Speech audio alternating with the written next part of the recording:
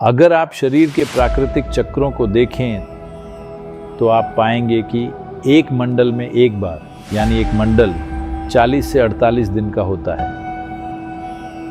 इन 48 दिनों में 3 दिन ऐसे होंगे जब आपके शरीर को भोजन की जरूरत नहीं होगी। अगर ये जागरूकता नहीं है कि वो दिन कौन सा है, तो उसके लिए भारत में उन्होंने एक दिन तय किया है जिसे एकादशी कहते हैं। तो इसका मतलब है पूर्णिमा और अमावस्या के पहले आने वाली एकादशी के दिन लोग खाना नहीं खाते। वो सुबह उठते हैं, नाश्ता नहीं, दोपहर का भोजन नहीं, बस सूरज ढलने के बाद वो एक बार भोजन करते हैं। ये सिर्फ इसलिए है ताकि सिस्टम अपने आप को सुनियोजित कर सके। अगर आप इसे ये आराम देते हैं तो ये आपके स्वास्थ्य और आपके शरीर और जिस तरह शरीर काम करता है उसके लिए बहुत अच्छा है, क्योंकि उसे खुद को एडजस्ट करने के लिए वो समय चाहिए। हर दिन भोजन ये शरीर के लिए बहुत मेहनत का काम है, इसे थोड़ा आराम दें। तो इसका आध्यात्मिक महत्व क्या है? क्योंकि ये एक सफाई है। अगर आपका सिस्टम जीवंत नहीं है तो आपको कोई आध्यात्मिक चीज करने का मन नहीं करेगा, आप सुस्त महसूस करेंगे। एक साधक के लिए सबसे बड़ी दुश्मन है नींद। यहां आंखें बंद करके और पूरी तरह सजग होकर बैठने के लिए कुछ और चाहिए। ज्यादातर लोग अगर अपनी आंखें बंद कर लें तो उन्हें नींद आ जाएगी। तो यहां बैठकर और आंखें बंद करके बहुत सजग रहने के लिए शरीर में एक खास स्तर की जीवंतता की जरूरत होती है। तो इस जीवंतता को पैदा करने के लिए हम ध्यान रखते हैं कि कैसे खाना है, क्या करना है, कितना खाना है, ये सब चीजें। ये आध्यात्मिक नहीं है, लेकिन ये सही तरह के शरीर का गठन करता है। तो उस संदर्भ में शरीर को खुद को और अपनी जीवंतता को फिर से ठीक करने के लिए और भोजन की वजह से सुस्त ना हो, इन सब के लिए कभी कभार उपवास करना महत्वपूर्ण है। एक भोजन और दूसरे भोजन के बीच आदर्श अंतराल हमेशा 8 घंटे का होता है।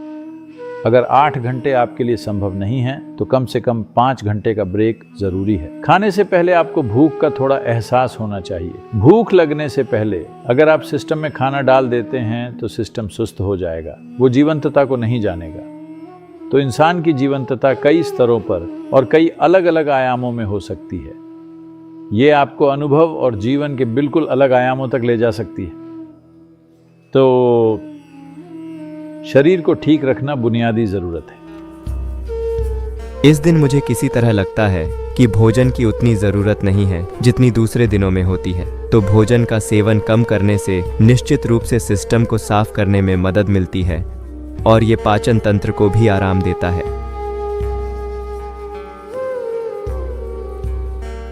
तो हम 24 घंटे उपवास करते हैं और रात में खास भोजन से उपवास तोड़ते हैं जो शरीर के लिए ज्यादा हल्का होता है, जैसे पर्याप्त मात्रा में कंजी, पपीता, चटनी और पकी हुई सब्जियां।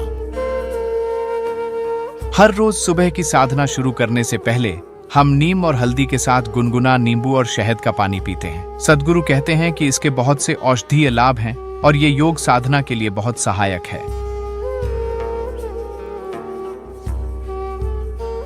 आप धरती से जो भी उधार लेते हैं वो सिस्टम में एक खास स्तर की जड़ता पैदा करेगा।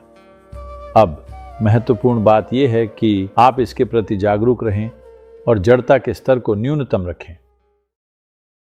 हमेशा आपकी साधना काम कर रही है या नहीं, इसका अंदाजा हमेशा इस बात से लगाया जाता है कि आप कितना सोते हैं और आप कितने सजग हैं, क्योंकि हम जड़ता की जांच कर रहे हैं। आप कितनी जड़ता पैदा कर रहे हैं?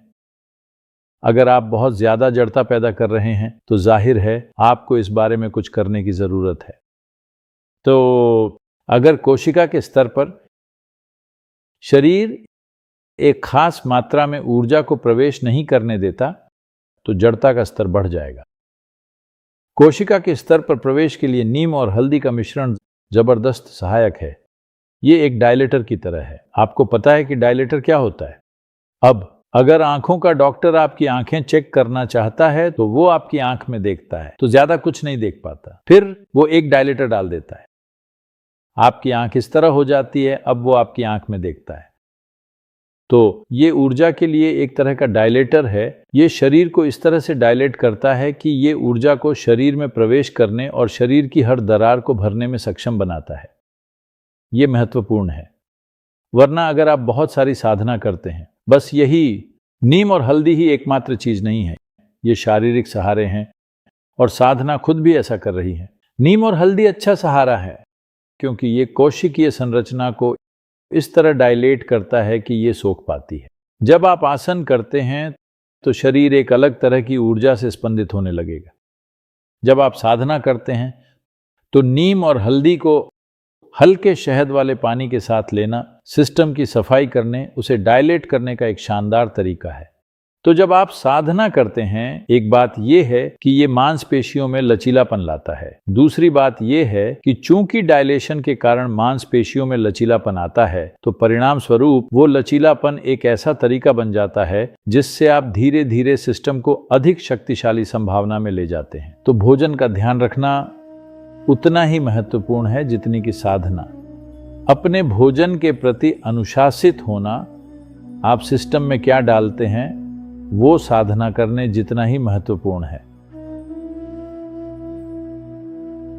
उद्देश्य ये है कि अगर आप सुबह सुबह नीम और हल्दी का ये मिश्रण लें और कुछ गर्म पिएं तो वो पेट को अच्छी तरह से साफ करता है। अगर आपके पेट में कोई छोटा मोटा संक्रमण है तो वो भी दूर हो जाएगा और वो शरीर में कैंसर कोशिकाओं को भी नष्ट कर देता है। जब मैं कैंसर कोशिकाएं कहता हूं तो ऐसा नहीं है कि आपको कैंसर होने का पता चल गया है। हम सभी के शरीर में कैंसर कोशिकाएं होती हैं।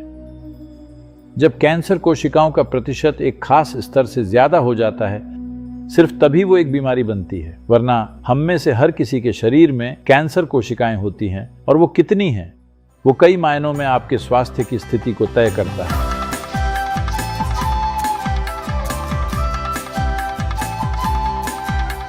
हमने अभी अभी अपना सुबह का अभ्यास सत्र पूरा किया है और भोजन के लिए निकल पड़े हैं।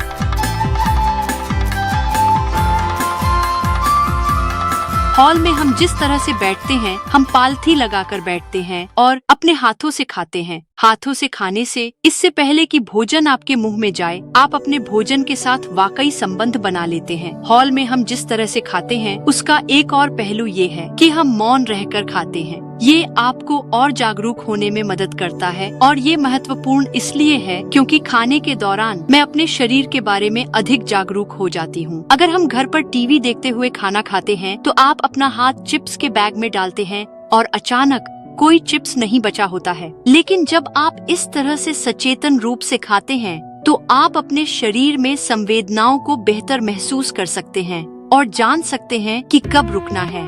यहाँ आश्रम में हम दिन में 2 बार भोजन करते हैं। इस आहार को शुरू करने के बाद मैंने अपने अभ्यास के तरीके में कुछ बदलाव देखे हैं। मेरी नींद का कोटा काफी कम हो गया है। सद्गुरु कहते हैं पहले और दूसरे भोजन के बीच कम से कम 8 घंटे का अंतराल होना चाहिए। मैं निश्चित रूप से देख सकता हूँ कि ये कारगर रहा है।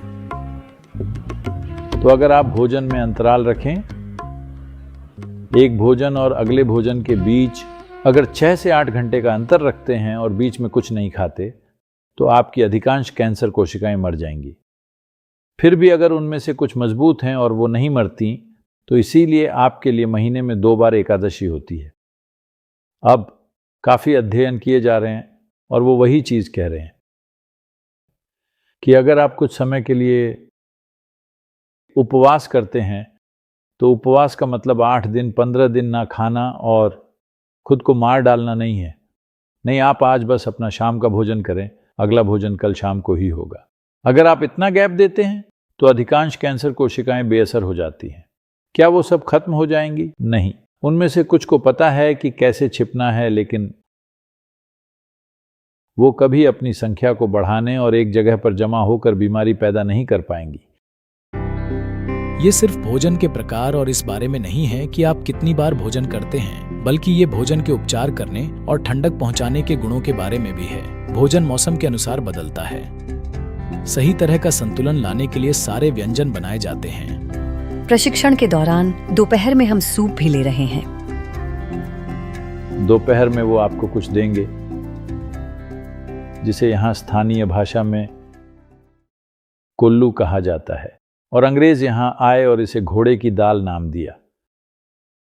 तो दोपहर में वो आपको कुल्थी की दाल का सूप देंगे। आप कुल्थी की दाल का सूप पिए, और दालों में, ये धरती पर पाई जाने वाली सभी दालों में ये सबसे ज्यादा प्रोटीन वाली दाल है। इसमें बहुत ताकत होती है। तो इसीलिए रेस के घोड़ों को ये दाल खिलाई जाती है, जिसे आज घोड़े की दाल कहा जाता है। अब ये शरीर में गर्मी बढ़ाएगा। इस प्रशिक्षण के दौरान अपने अनुभव से मैं ये कहूंगी कि मुझे कभी भी बुखार, जुकाम जैसी बीमारी नहीं होती। मैं बेहतर तरीके से बता सकती हूँ कि मेरे शरीर को क्या चाहिए। कभी कभी मुझे लगता है कि मुझे कच्चा खाना ज्यादा खाना चाहिए। ये इस पर निर्भर करता है कि मैंने कितनी ऊर्जा खर्च की है। मैं बेहतर तरीके से समझ पाती हूँ क्योंकि मैं इस सचेतन रूप से खा रही हूँ। मुझे खाना खाने में इतना मजा कभी नहीं आया।